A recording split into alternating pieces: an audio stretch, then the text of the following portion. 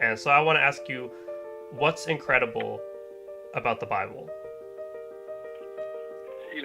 It's not just one book. It's a collection of books, 66 books, law, poetry, history, narrative, all these things that written by over 40 men from 3 different continents over a 1,500-year period, 3 different languages. It's an incredible book just from the nature of how it's constructed. But what truly makes it incredible is that it has one theme that runs through all these books. And what struck me through my years of talking with people and everything, and it's looking at all of the religious confusion, so to speak. In other words, you look at scholars, they don't agree on the Bible, and people don't agree on it. It's one of the most popular books, yet it's one of the most misunderstood. And I contend that the problem is that we fail to look at the Bible in its context, in the big picture.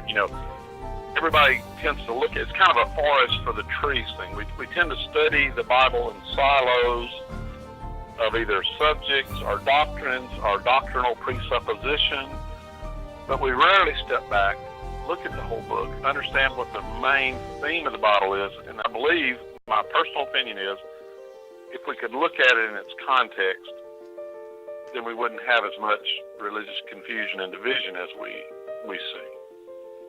And it's kind of embarrassing because to me it's such a simple message, and and I feel a little embarrassed to be going all over the world and sharing this simple message with people, but I'm happy to do it. I guess being a math major, you tend to think of things in systems. You look at things as a whole entity and how all the parts are laid. And so the scheme of redemption classically gave me a really good view of the Bible. Really the first time I saw how the Bible all fit together, and then realizing, of course, that this was a book that was written over a 1,500-year period with 40-plus authors, 3 different languages, and all those things, and you say, wow, how is it possible that this all fit together to accomplish this story? And as I looked at the classical scheme of redemption, how that all fit together, I started focusing more on the spiritual themes. In other words, what was behind, what were the spiritual necessities or the spiritual things that were happening that actually drove the unfolding of history. In fact, I called my lectures for a long time the plan of redemption, to sort of make a distinction between the historical significance of the scheme of redemption and as opposed to the spiritual significance of how that all fit together.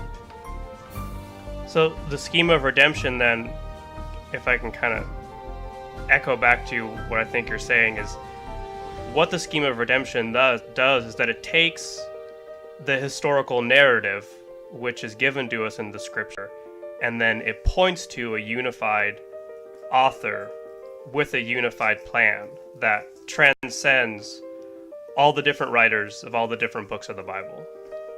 It ended up being a great internal evidence that the Bible was from God. I mean, it would have been impossible for men to have written these books that, when combined into one narrative, would all fit together. You look at the prophecy, where things were prophesied hundreds of years before they happened.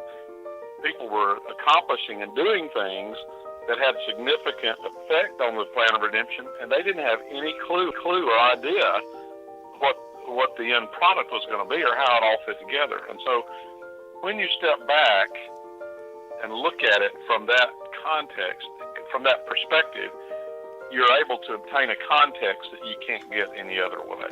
And it also shows the incredible supernatural unity of this book.